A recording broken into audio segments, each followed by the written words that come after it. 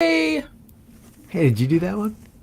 No, I don't know how to Oh, do that. there's gestures. It's like this Mac thing. When I give the thumb gestures, it recognizes that. Oh, mine Watch. doesn't do it. Yeah. See? Yeah, Yeah. you must have like the latest update. Cause Yeah. yeah, my nephew, we went to dinner and This his or phone something. was doing it. Yeah. I haven't learned all the thumb gestures. I forgot that it did that. And I was like, Womp why did womp. that do that? All right. Womp womp. Today's stream might be a little low because everybody's out trick or I treating. trick or treat. Whatever. I If they know, don't right? prioritize my time, I don't care. No. Which is All more the little important, candy or conversations with Joe and Monique? candy, let's be honest. Yes. If The anybody sugar gets a high. Reese cup, I'd appreciate it. I was Um, just glad you showed up. Me too, and I'm glad you showed up. Krista's not here today, unfortunately. But all right, let's jump in and just start the conversation. And many people, I am sure, will catch this in the replay. Hey, Elaine. So, today's conversation, or welcome to today's conversation. It's our Worldview series. This is Worldview series part 5. We have one more week to go. Today's conversation is going to be on postmodernism and Islamic theism, and how those two worldviews are showing up in our current reality and how they have an Mm. impact on race. But before we even answer those questions, we want to find out just a little bit about what they are. And so, hey, Tanya, I buy 50% discount candy on the day. Amen. Won't he do it? Yes. Well, it's Yes. free. It's if you just go house to house, so you don't even need the discount. Well, there's that part. Okay, so let's get into postmodernism. Mm. Can you give us a 30,000 foot glimpse as to what postmodernism is? Yeah, so postmodernism, so it's a form of naturalism, and as Sire points out in the book, you know, it's not really a full-blown independent worldview. A lot of these things aren't that we're talking about, right? Really, I think if you boil it down to, there's two family trees of worldviews: naturalism and supernaturalism, like we talked about before. Everything sort of diverges within that because a lot of those external commitments are similar to other things, right? And all these words get squishy and kind of bleed into one another. So postmodernism, we follow that line of history sort of from naturalism, and then we follow that chain down through the Enlightenment, through nihilism. Then we had secular existentialism. And so out of that secular existentialism, then we kind of get this movement of postmodernism. And again, not to say it directly flows from that, but it's borrowing, it's pulling from different streams in the culture, and it's coming up with these ideas. So postmodernism really is started as a language movement, you might say. It started in the realm of language.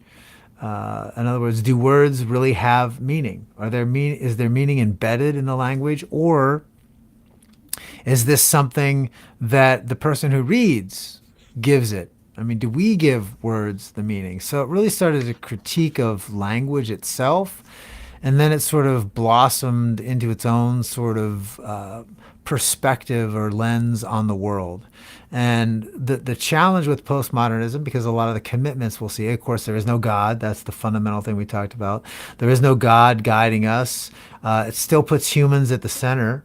Now we're just arguing about sort of inside of that broader worldview, what do I count as truth? What do I accept as a fact or my reality?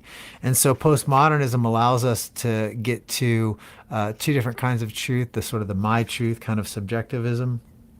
But there's also a cultural or a synthetic truth that comes into play as acceptable. So society can determine what's right or wrong. Or in the case of when we get to like critical theories, those sort of things, the neo-Marxism, my tribe decides what's right, right? So my group of people, however I want to define my group of the oppressed, will define what is right or wrong. So there's this blending that crosses over, but there's certainly no absolute truth. And even the truths of science and observation, I think, get rejected in postmodernism too. That's kind of like a key, I think. We see that playing out in certain groups where they'll say, Western science is a form of white supremacy. We've seen that within the neo-Marxist sort of blend of postmodernism that Sire gets into a little bit of the Marxist side of things. But, science is a form of oppression because it claims that there is something objectively true. So it really wants to get rid of objective truth in any sense. Certainly it already got rid of absolute, but now it wants to get rid of any sort of objective facts. And then it ends up in a mess. Yeah, what I was going to say was, well, I think you've said a lot. And so the Yeah. first part of that is getting rid of any kind of objective truth. So what does postmodernism see as truth? Like, how do we know truth? What is the prime reality? How do we get there? Yeah. Yeah. Prime reality, similar to where we get in existentialism, is human either individuals or groups. And where you draw the line between individuals or groups are where you're going to get your distinctive approaches of postmodernism. So the prime reality is my experience or my perspective. The meaning I give to the world ends up being, I think, that prime reality. At least that's the way I would kind of frame it. It makes sense to me that way. Yes, I think that's in real time where we see things Yeah. of my truth, as that has been floating around culture for the last few years, or even things like microaggressions, like Mm-hmm. the understanding that I know when something's racist, I know when it's happening, but you don't know when it's happening because there's a truth that's available to me. It is Mm-hmm. my truth, and it doesn't necessarily sit in the realm of objective truth. Mm-hmm. Yeah, and it doesn't matter your intents. You could literally your intentions, right? You could Hmm. literally say, "Hey, well, I didn't mean any offense by that." Or if you say to somebody, "Hey, you're not from around here. Where are you from?" And they think, "Oh, are you asking me that? If I'm asking you that, are you saying that because I'm black? You think all blacks are from Africa?" Well, wait a second. Are you thinking that I'm thinking that only because you're looking at me as a white person? You think all white people think that all black people are from? It's like we can go back and forth, but it doesn't matter what I intended. I might have just said it Hmm. because I saw, we were at the airport and I saw a luggage tag from Sweden or something, and I thought, oh, well, we're at an international airport. Maybe she was just there. But no, Yeah. if you take it that way, it becomes truth, right? So the perspective of the oppressed, when we get to the critical theory type issues, becomes truth, regardless of the my intent. So I don't give meaning to my words. You Hmm. give meaning to my words. That's where that postmodern kind of idea sort of, I think, seeps into. Where does the meaning come from? The meaning comes from the subjective sense of I, but whose subjective truth ends up being truth? Well, there again, that's what we're going to decide. Whose subjective truth becomes the operating truth that we're going to live by. Yeah, so the idea of prime reality and truth itself and the way we know things is subjective to the individual, not objective. Yeah, Correct? or Cool. subjective to the group. Just Yeah, depends. so it's either It's a uh blend. an objective, or not objective, like a subjective me in my experience and my truth, or the Hmm. collective experience of the group and the Yeah, truth that is available and known among the group, but it's never an objective, or I won't say never, I'll say it's rarely an objective reality. yeah, yeah. Cool. So then how would postmodernists see the human person? Like where do we get our dignity, value, and worth from? In the postmodernistic framework, is there, dignity, value, and worth to the individual at all? Yeah. So here again, you can have a lot of different answers depending on who you're talking with. And I think this is Sire tries to make that clear, right? Because there isn't one postmodern worldview, so to speak, right? It really might depend. So I think it's easier to sometimes give examples of this. Because postmodernism falls within naturalism, we know that chance plus time produced our reality, right? We're not there's no designer, there's no purposer that gives us purpose, there's no designer who gives us created design or a sense of mission or identity, or in the Christian sense, human sacredness, right? So that doesn't exist. We're just chemicals stuff. We're in process. So they definitely start with that idea within that naturalistic framework. But then, so where does value come from? Well, if you want to lean on the individual side, I can give myself value because I believe I am. I think you saw this really big in the 80s and 90s with the self-esteem movement. Well, just believe you can be something and you can become it. If you can dream it, you can achieve it kind of thing. And I think that's the more the self was the center of that. I see some smiles. You recognize that, right? Is Reading that Rainbow. I don't know. That's the Oh no, song I came to my was head. I don't know. thinking Reading Rainbow. I don't know. The song came to I my was head. I don't know thinking why. That's Whitney, actually is later, it but Whitney Houston? If I just believe oh it, yeah, then yeah, yeah. yeah, No, yeah. is that Whitney? Yeah, I think so. Yeah, No, it's yeah. not. What am I thinking? Whitney No, Houston. what? It's R. Kelly. I believe I can fly. Okay. I believe I can fly. I believe I can touch the sky. We are way Think off about track. it every Let's night and day. You can let's cut come that part out back. later. All right. We I'm will. back now. Okay. Yeah, but see, you said it. Now I had to do it. So, yeah, but I think that's where we were, 80s, 90s, the sort of thing. And then I think as more the critical theories kind of took hold within the educational system, human value gets tied to the tribe, to your group, to your whatever that tribe is described at, right? So if you're the lesbians, then you have an identity and a value that comes from that identity. So identity, the intersectional identity of, I'm a minority of this group or I'm a minority of that group, whatever it is, those tribalistic identities, those give you meaning, purpose, and value. And if you go outside those lines, then of course you lose meaning and purpose identity because value comes from identifying with a certain group of people. So I think that's what we're left with within the postmodern framework. And again, it's just a matter of who's drawing the lines and do they emphasize the personal over the communal or the communal over the personal? And that's where it gets really muddy. I On page 215 it says that existence precedes essence. We Mm, make ourselves by what we do. The I is an activity, the postmodern pundit says.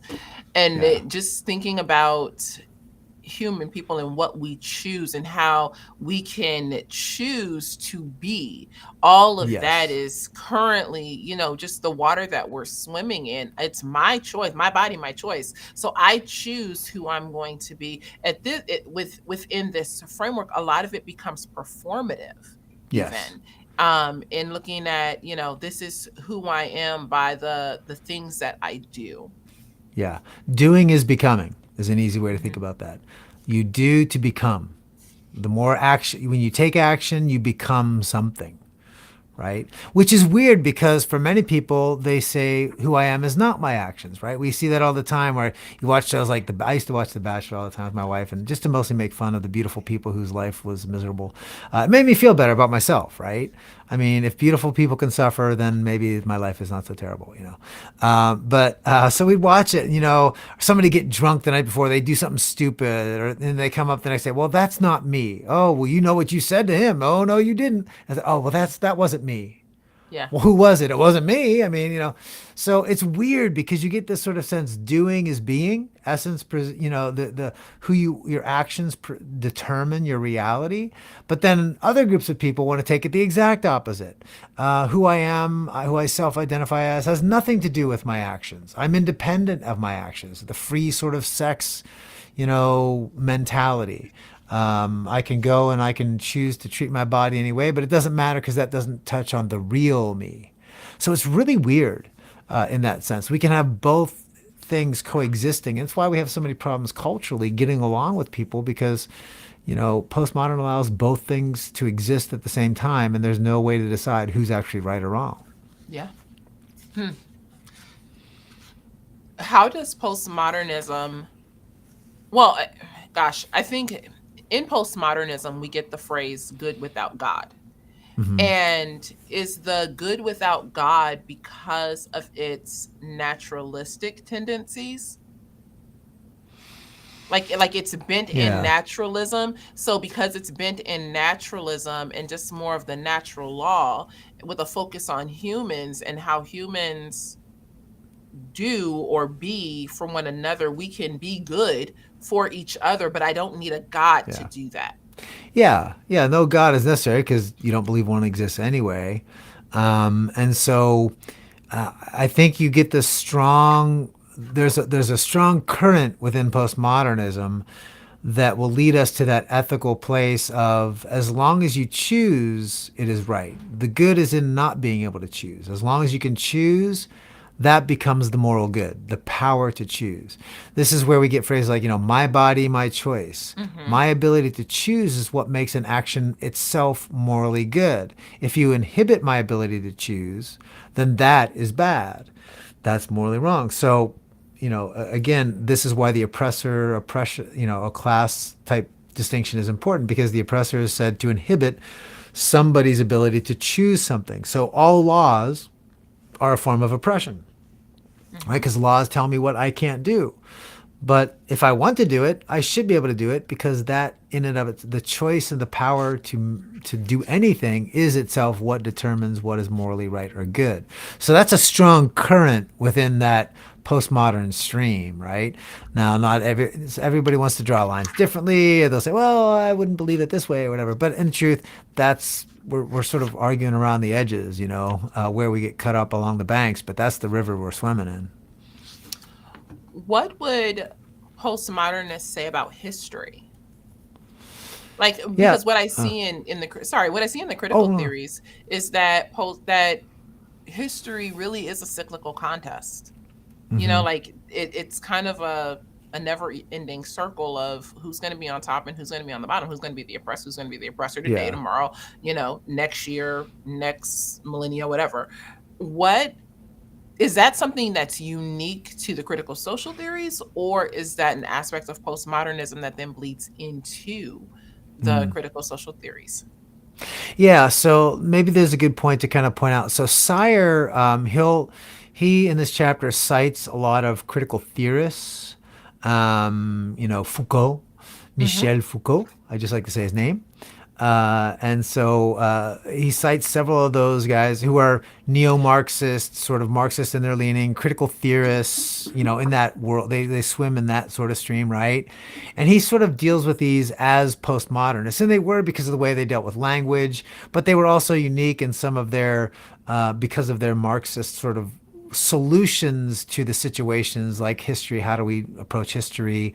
Not all postmodernists would see it that way. So I sort of personally would rather see Marxism not as an extension of postmodernism, but as sort of another version of secular existentialism that sort of does a lot of trade-offs with postmodern thinking. I think they're swap and spit, right? If they're kissing cousins, they're swap and spit a lot, right? They're sharing a Yeah. lot of ideas, they're sharing a lot of DNA, but they are unique in that sense. So yeah, that being understood, yeah, the critical theorists definitely, I think they're trying to say that there is a repetitive nature to the history, but there is a sort of arc of time towards some greater purpose. For them, it's that, Marxist utopia, right? It's Mm-hmm. this, the socialist communist utopia reality. So they take that Hegelian sort of dialectic. You start with one idea, the synthesis, then you have an antithesis, or I'm sorry, you start with thesis, then antithesis, then synthesis, right? You start Synthesis. off with an idea, somebody has a counter idea. The counter idea is neither good nor bad. What makes it good is that it's counter to the original thing.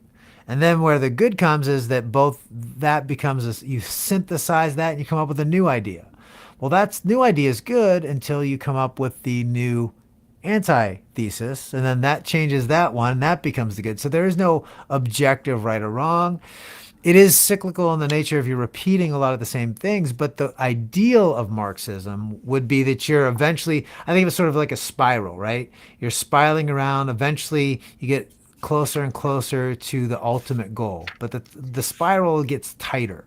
So it's not a pure circle. You're going back and forth repeating. It's more like a spiral where you're getting tighter and tighter, closer in, closer in. Eventually, we'll get to the ultimate state of utopia that we dream of achieving.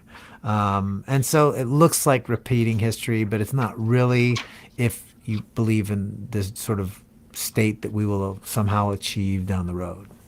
Hmm. I think that's helpful, especially in looking at it maybe more of like a cone, like a Yeah. funnel, kind of going Yeah. down into that tighter spin. Yeah. Like that game that they play at the fair, you put in the coin and it goes around that little thing and it spirals, and eventually it goes into the hole, right? Mm-hmm. I prefer to think of Marxism, though, as the toilet water. The water goes around and around and around, but eventually it goes down the drain. The sewer is where it belongs. Well, that's where it I'm going to leads. get hate mail. Send all Yeah. your mail to Monique Yeah. at the Center for. Okay. I'm sure you get it Um, anyway. Usually on Instagram. Um, so moving into, gosh, I feel like in this chapter, before I even say that, I feel like in this chapter, the chapter on postmodernism is really just a chapter kind of outline Marxism. Would you agree with that? Yeah, that's what I kind of felt. I felt like he leaned into the Marxist side. I mean, a lot of the thinkers, like I said earlier, he quotes a lot of Marxist, neo-Marxist kind of thinkers. So he tends to sort of define postmodernism by Marxism or neo-Marxism thinking. And I get why, because again, there's a lot of exchanging of ideas. But I felt like a little disappointed that there wasn't enough focus on just the postmodernism and how that maybe bled over into Marxist or critical theories themselves. Because I do think they should be treated separately. I think they should be pulled out because those ideas dominate now. Mm-hmm. But from his perspective, how he's writing it, there's so much crossover in the fundamental commitments to the answers. He's just sort of throwing it into one big giant soup, right? So I Yeah. get why he does that, but I think your instinct is the same as what mine was as I read. I think he's not making clear distinctions just because it's not, I guess, to his suit. It doesn't suit his goals, I guess, for why he's writing. But it makes more sense for like the Center for Biblical Unity, the things we've dealt with over a bunch of years, to kind of make a more clear distinction between postmodernism and versus Marxism and critical theories themselves. Yeah, I do agree. What would you say are some of the distinctives between those things? Yeah, so that goes back to, I think personally, the biggest distinction comes down to what defines what is true and what is morally good. So so I would here's what I think Marxism diverges from postmodern. I outline it a little bit differently when I talk about the nature of truth. So I think postmodernism generally embraces just the subjective, like the sort of my truth, and the synthetic sort of cultural truths. And within those two camps, people are fighting about but that's truth, all within the culture or within the self, right? That's postmodernism. I think Marxism makes a different claim historically. Marxism accepts the sort of contingent truths of observational sciences, because Marxism is steeped in a sort of, it sees itself as a scientific process, as in Mm-hmm. it's pulling from the sort of modernist lens, the trust in reason to kind of get us somewhere to some degree. So it paints itself as a science in some way. So it accepts the sort of observational truths as directive, but then it also accepts the synthetic. I think Marxism rejects the my truth category. So I see them as very different in that sense. I think Marxism does not accept the your truth is my, the my truth category. I think it privileges the synthetic and then the scientific as the ways of refining from the thesis to the antithesis to the synthesis.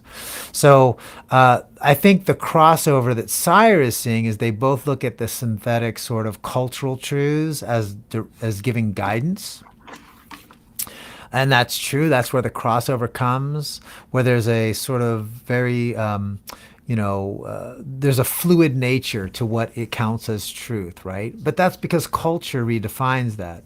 But I think ultimately Marxism has to reject the individual. And I think that makes sense when you look at critical theories, if we can, right? Because critical Yeah. theory, comes out of Marxism, but it does reject the subjective. So think about this. We've used this example before because it's relevant. So Monique, you are, as a black female, a part of the oppressed class, according to the intersectional sort of hierarchy, right? But if you, Monique, say, "Well, I reject that classification. I'm a Christian, and I think that there is truth. It's objective." You're not thinking. You're told all the time, and you can tell people firsthand. I mean, oh, you're not thinking black, or you're not a real. You're the white face, or you're the black face of white White supremacy, kind supremacy. of. Yeah. Yeah, Yeah. right.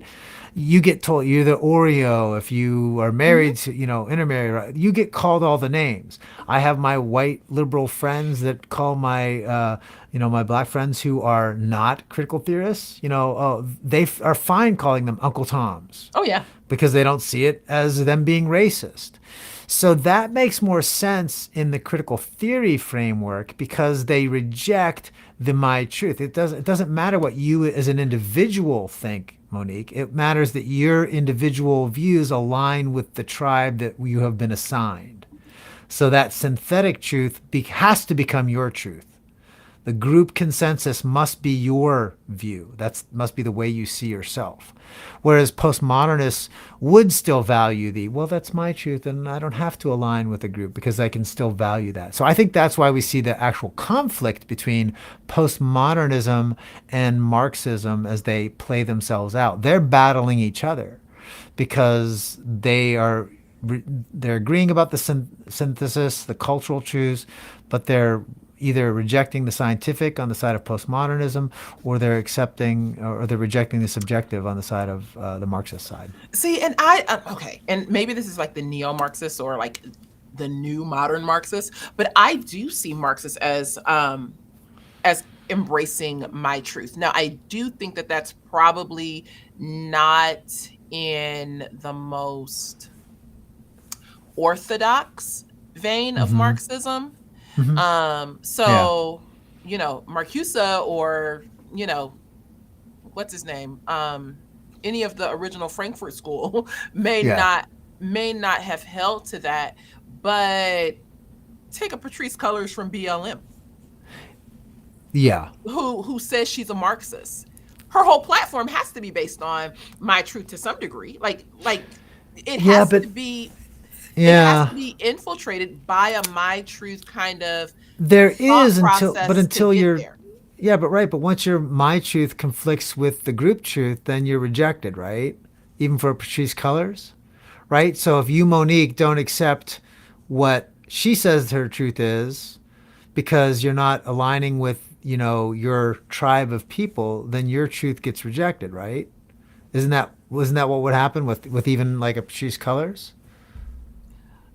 You're more familiar with her than I am, so I'm just asking. I don't know how would she respond to that. Like, would she be okay with, the black woman who doesn't align with black thinking? Are you still entitled to your No. own beliefs?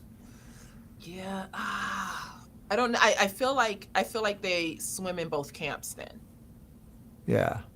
because I definitely see new Marxists, like the younger generations, having calls for my truth, because it's I mean, and this is anyone who Yeah. who participates in some of these conversations or in some of these cultural circles. It is a my truth thing. That's where we get microaggressions from. It is a Yeah. it's a my truth, but they don't reject microaggressions.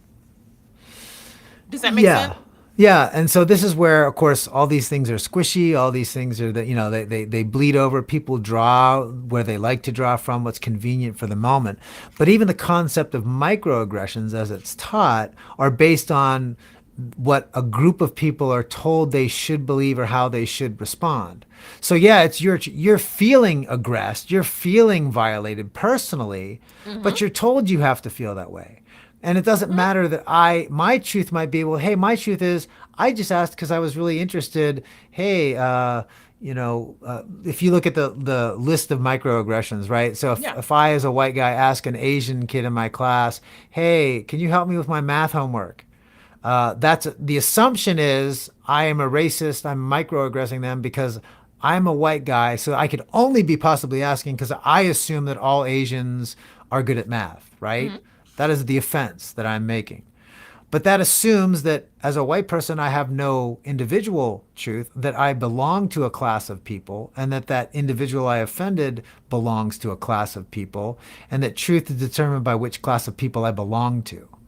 Right? So in that sense, my truth would be rejected. I didn't mean anything by it. I actually just saw that, like, hey, I saw he got an A on his paper. I looked and I saw the A. I saw my F. So I said, hey, could you help me? Had nothing to do. I didn't care if he was purple or pink. I saw an A on his paper. They said, well, it doesn't Mm-hmm. matter what you thought. It doesn't Yeah. matter why you asked. You're asking is itself the offense. Does that Mm-hmm. make sense? Where at least Yes. that's where I'm thinking of how it overrides. I think Marx the critical theories eventually override them. They allow for the my truth to exist as long as it doesn't violate the synthetic, you know, Yes. tribal truth. Yes, I do agree with that. I do agree. Do you have Yeah. anything else you want to offer on the critical theories, or would you like to move into Islamic theism? Now we can jump over there. I would just add that again, all of these things, critical theories, they're all going to privilege something, So remember, there's critical race theory, there's critical gender theories, there's critical every theory, right? Every So theory. everybody's going to privilege something within their group of people that they Hmm. think is their primary, their ultimate truth fountain, right? And that's why, again, it's one of the reasons why I just see people this view eating their own, because eventually what my group's truth is doesn't align with your group's truth is. And even though I say, that I'm, gays for Palestine, eventually somebody's not gonna be happy when those two groups meet, right? So, Well, I think you yeah. bring up a good transition point, and I'll ask you our question about race at the end for both of Okay. these topics. But we are going to look at Islamic theism, but there Yeah. is a critical theory for Islam. There's critical Muslim theory or critical Islam, like critical Islamic theory. And Mm. from what I understand, I haven't done any reading on it, but there's also critical Palestinian theory. And Mm. so that one I am like, it's just been a part of a conversation, but I've done reading on critical Muslim theory or critical Mm. Islamic theory. And so I think that it's very interesting that postmodernism would, bleed right into the Yeah. conversation on Islamic theism. So can you give us a overview of what is Islamic theism? How do we differentiate that from Yeah. Christian theism or Christianity? Yeah. Well, when we were doing the pre-show, by the way, you mentioned the critical Islamic theory, I have never heard of that one, actually. That's a new one for me. So I know nothing about that. But let me just say, I'm not surprised that they're coming up with that. I think it actually is a direct, I think it would actually be a direct corruption of Islamic, theism at its core. I don't think, your devout Muslim is going to buy into that. But like everything else in the West, we're colonizing their religion, right? If I can use their lovely phrase, they're taking Western thought and trying to co-opt, Islamic religion as if they're allies, which they try to do with everything. They try to do Christianity too. So I'm not surprised that theory comes out, but I think it's nonsensical in terms of the historical Islamic theism. But I mean, I could be wrong. I don't know. Maybe there's a parallel I There's don't know of. So I'm no expert. I'm just saying that's my, you know, knee jerk reaction to that. there's a Right. whole center in the UK, a critical Yeah. Islam center, and Yeah. looking at But the it's not Islamic. in You, Libya. you got that right. Hmm. Uh-huh. But I mean, UK. it Colonizers. is it's it's definitely looking at it. I would say it's an offshoot of critical religious studies, Yeah. and how critical Yeah. religion looks at Christianity as being the oppressor and all other religious minorities as being oppressed. So critical Yeah. Islamic theory would take the situation with Palestine and Israel and say, well, look at the colonization of Yeah. Israel from, Jews and the influence of that on the Palestinians. This is why you Yeah. see professors and students supporting Palestine, but in Yeah. reality, they're posting pictures of Hamas. And so it's Yeah. some of that, but that's a whole deeper other conversation Yeah. and a No, it whole really different is. view. But so Islamic theism, All right. what is it? So Islamic theism, of course, that's going to be under that big family tree of worldviews underneath supernaturalism. There is a personal God within Islamic theism. That personal God is, monotheistic, certainly as Christianity or Judaism would be. So Christianity, Judaism, and Islam are the three great monotheistic religions.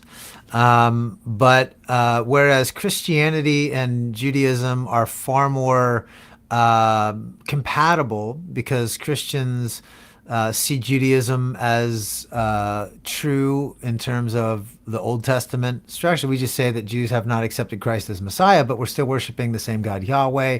There's still the same, the blessing, the promise comes from Abraham, Isaac, and Jacob. But that line of blessing comes. But for Islam, so you get Muhammad who comes along in the 6th century, and then you're saying, well, hey, there's our lineage gets, the Arab peoples get traced back to not Isaac but Ishmael, right? And Sire doesn't deal with this in the book, which I was a little disappointed because I think that history is really important for, especially as we understand the conflict as it is today. So, Ishmael inherits the promise of Yahweh.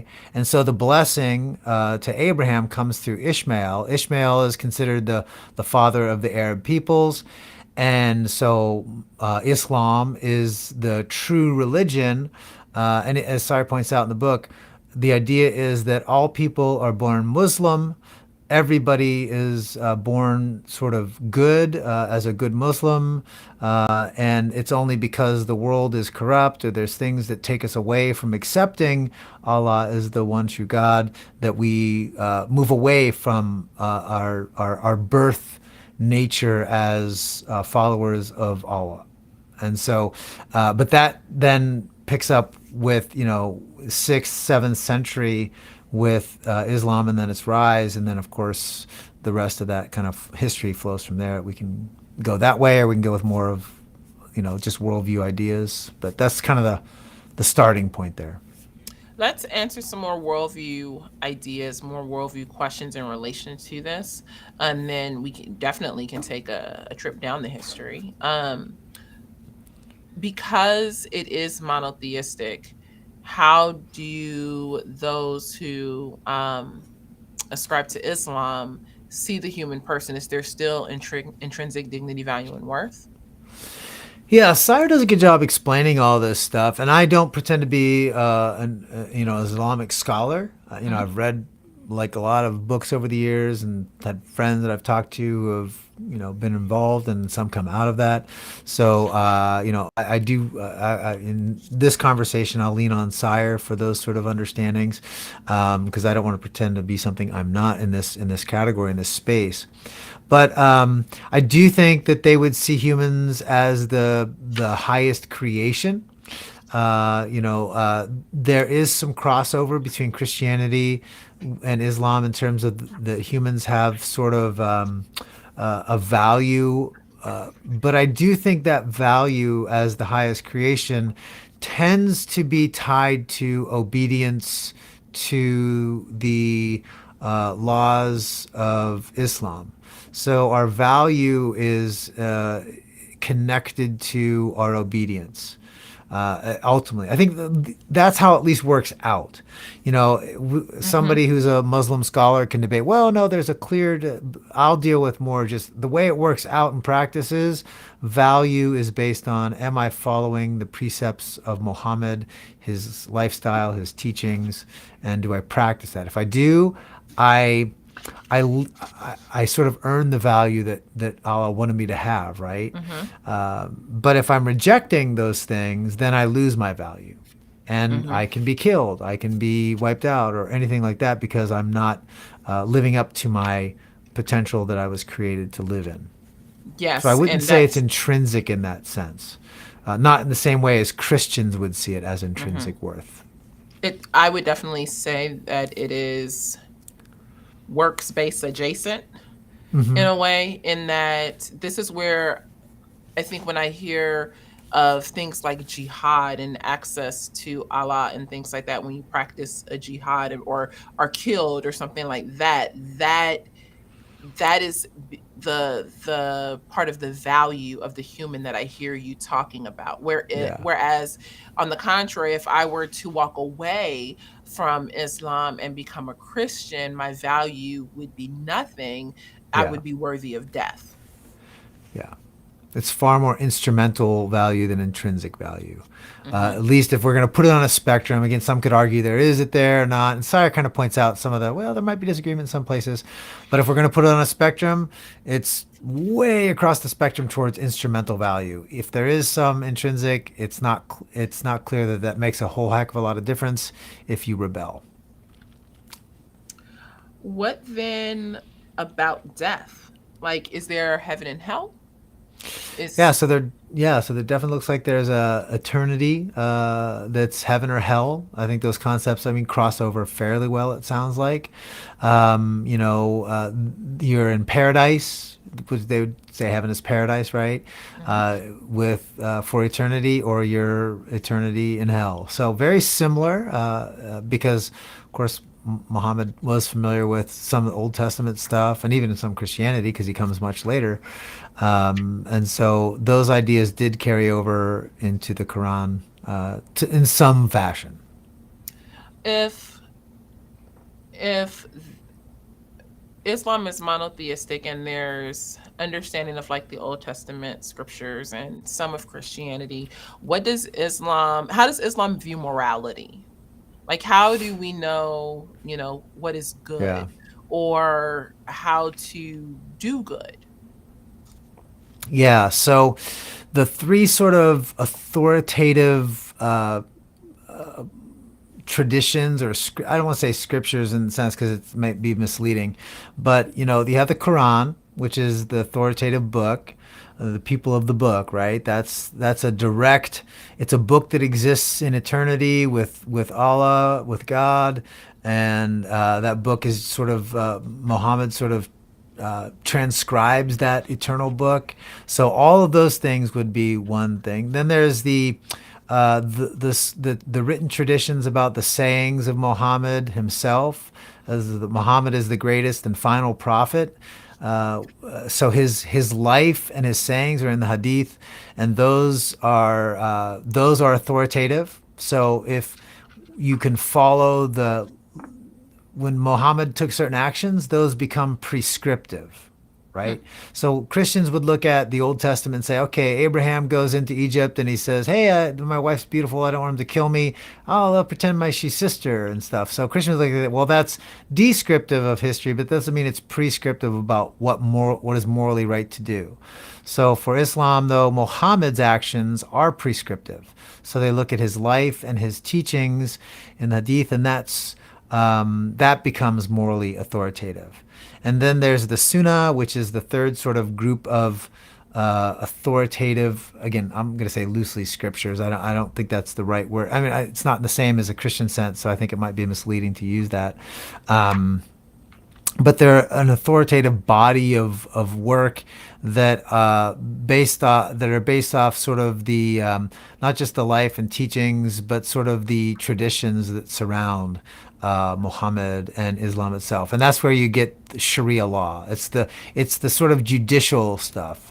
I guess the closer part in the Old Testament would be like the Torah, where you know, you get these things. Well, if a ox falls into a ditch and should you save it, or if it gores somebody, you get these sort of laws that are trying to say, how do you deal with life circumstances? That's sort of where we get Sharia. It's trying to say, what is the law of how we act in a certain moment in a certain time.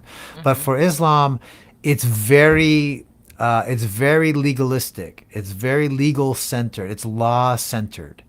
It's If there is clarity, there is absolute clarity on what laws are based on those three sources, and the sort of official rulings on those sources, and that becomes how you do everything. What you eat, what you wear, what you adorn yourself with, that becomes the final director of moral authority. If that becomes the director of moral authority, then I'm assuming it lays out all of life's core commitments. Yeah. I mean, again, I'm no scholar in this area, but as far as Mhm. I understand, all of the core commitments, like you talk about the 5 pillars of Islam, the core commitments that everyone has to do, whether, confess that Allah alone is He is God, the prayers, the certain acts of the almsgiving, the visit to Mecca at least once in your lifetime. There's certain core commitments there. There's certainly, again, in your obligations to how you should treat the non-believer, the Mhm. non-Muslim. There are certain very clear directives on how that should be. Somebody can either convert, or if they don't, they have to pay alms. If I, as a Christian, were living in a Muslim country, I might have to pay at least in theory, okay, I pay a tax, so to speak, a Mhm. non-believer tax, Mhm. right? And then they'll let me live amongst them freely. I can live in that Muslim community, but I have to pay the tax, the non-believer tax. So there's things that guide all of life, and where it's not clear, my understanding is that that's where you get the imams today who will make the declarations, and they give the fatwas, they give the declaration of this is what we're going to do in this certain circumstance, and they're interpreting, either the Quran, the Hadith, or the Sunnah, and they're giving an interpretation that becomes authoritative. But it's not new. It's not new theology, so to speak, but it is new, maybe application of what they believe is already clearly present in those authoritative sources. They're not supposed to go outside of those, is the Yeah. idea. Okay.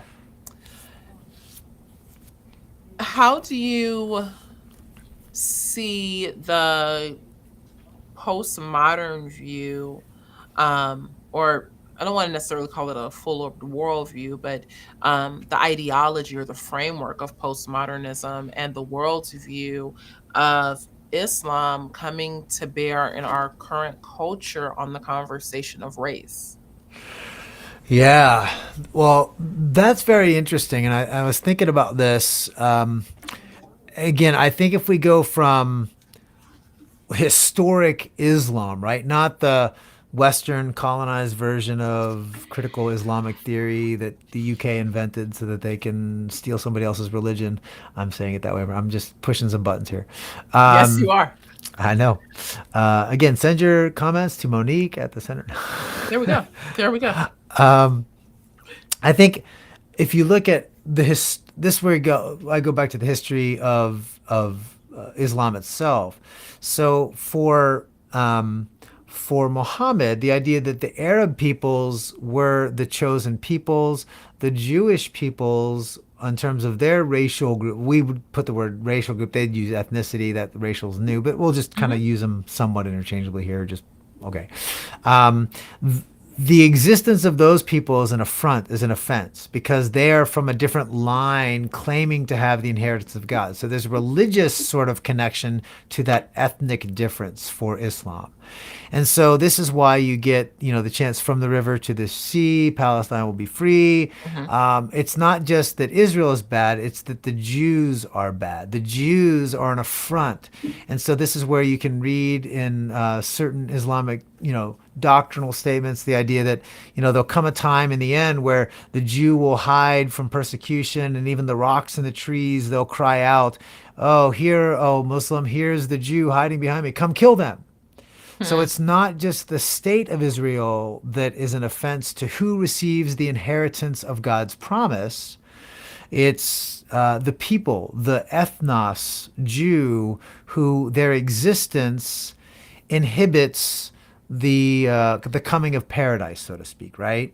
So to kill the Jewish person proves that Islam is true, that Judaism is false, and this, sort of, I guess, in a sense, ushers in this time of paradise, in the sense of, like, if I die, to be a martyr is the only way to guarantee that you will be enter paradise, is to one of those ways is to be a martyr. So, if I go and blow myself up in Israel, on a bus full of children, well, that's good because I've eliminated the impure ethnos that doesn't reflect that has tried to hide or conceal the truth of Islam, right? That should be born into everybody, but they are deceivers that give us a wrong message. So Christians, by extension, because we kind of flow a little bit more from the Judaism side, as far as Christianity is born out of Judaism, we're kind of those deceivers as well.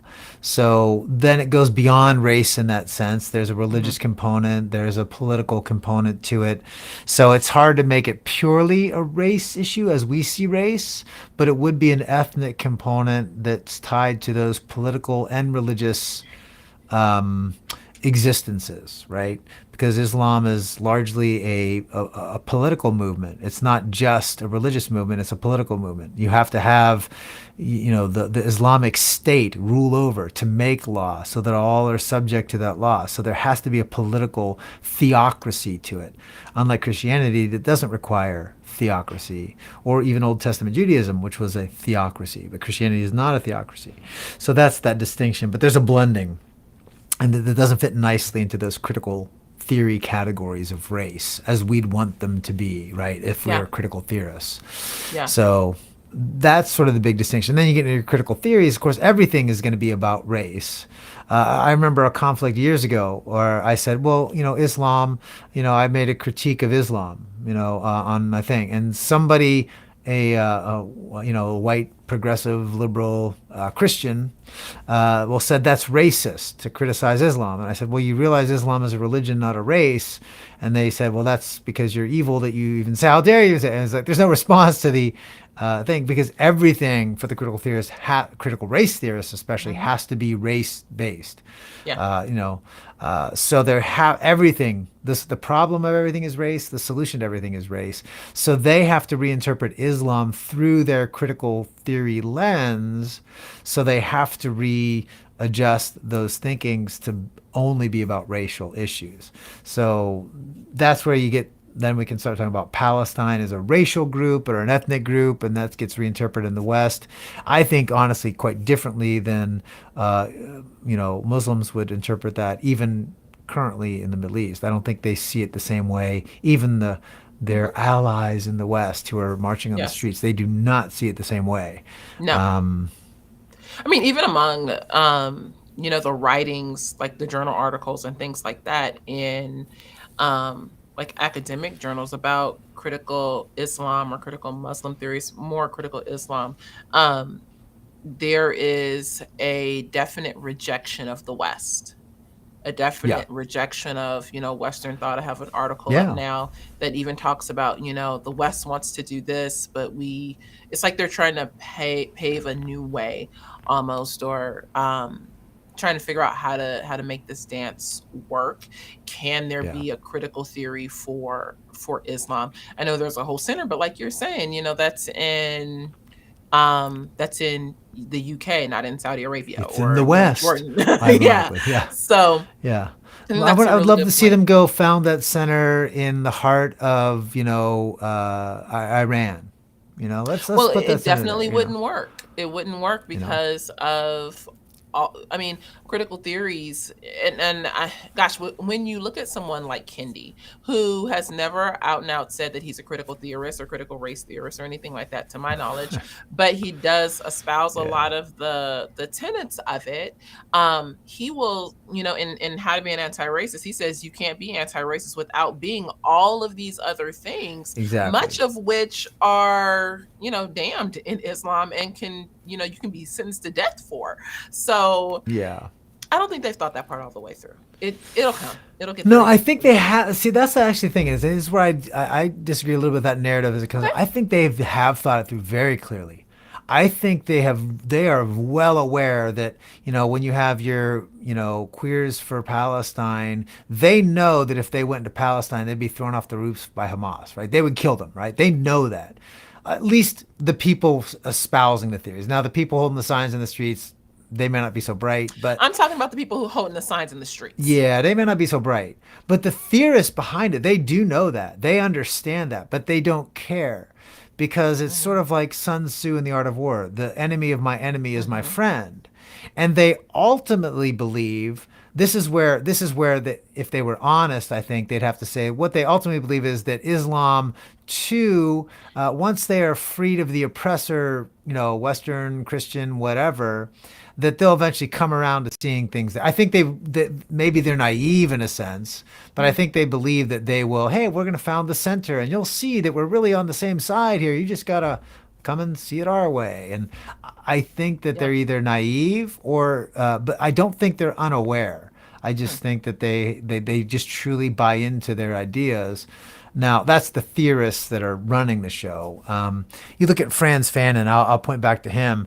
So, his book, what is the wretched of society, that he writes. So he's definitely a critical theorist kind of guy, but he talks about the liberation from oppression and the need for violence that supports that, right? And so he's Hmm. very clear that the only way to decolonize is to turn the violence of the oppressor back on them, right? That's what decolonization means, right? So when here in the West we're out, hey, decolonize the Palestine. Israel is the colonizer. It's because they see them tied to the West, tied to Yeah. America, and that means violence is the only solution to Yes. throwing off the oppressor, and that ties Yes. back clearly. So that's why they're celebrating the streets. That's why they ally with them, because they believe if they can destroy the structures, the institutional structures of the Hmm. West, then we will reach this liberation point, a tipping point. Yes. Now, it may require another time of the new thesis would be, okay, Islam comes to power and now they're the oppressor. Okay, well, then we have a new, that's the thesis. We have a new antithesis. Then we have a new synthesis. So they Hmm. believe that as you go through the cycle of violence, that eventually that you can achieve this utopia. But it's okay with them if that cycle of violence for now leads to an Islamic theocracy in the Middle East. That's still better. It's progress away from the Western oppressor.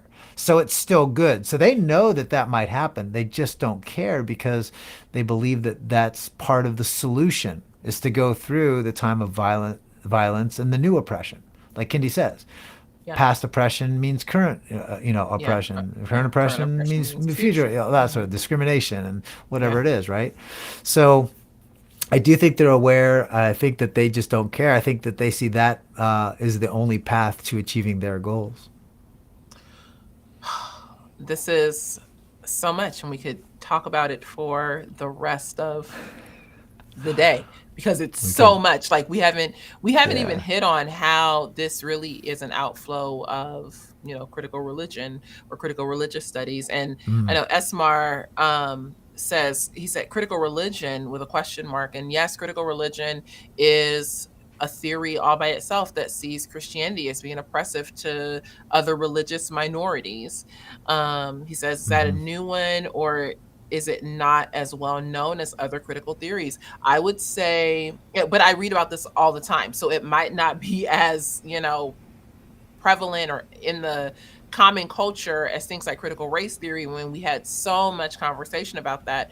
But I see critical religion or critical religious studies in many places, especially as people have these conversations of Christians, we don't want to be oppressive, or Christians are oppressive, or, we need to change Hmm. Christianity to fit into this. Well, the conversation about changing Christianity happens because we are seen as being oppressive by and large. And I know that's a broad brushstroke, but it is the conversation of Christianity being oppressive toward religious minorities. So think of Hmm. Jews, Hindus, Muslims, anyone who does not espouse to not evangelicalism. What's the other word? I feel like it starts with a P. Protestantism. Protestant, yeah, Protestantism. Yeah. So with that, that's our time, friend. Mm. That went by very quickly. Yeah. Well, So hopefully, folks got some good things. yes, we hope so. We will be here next week. Next Tuesday will be our last conversation on worldviews. And you know what? We might actually be skipping a week next week because let me double check. Yeah, our last two Yes. are The Examined Life, A Life Worth Living, and then A Christian Worldview for the 21st Century. So we're sort of like going to wrap it all up and look at Christianity and how we can, sort of a wrap up of our worldview stuff. It'll be our Yes, last one. but Just to let that will people know. not happen next week. That will happen on Tuesday the 14th. It's good to know. I didn't Yes. know that. So, I know, but because I know I'm going to be out there for the other stuff. you are going to be on a Secret plane stuff. at that time. Yes, That's right. I do believe you're going to be on a plane at that time or going to the airport at that Yeah, time. going to it or something. So it would have Yeah. probably So would have that made my will day a little bit busier. that will be on November 14th. We will not have a worldview discussion next week. We will have it on Tuesday the 14th.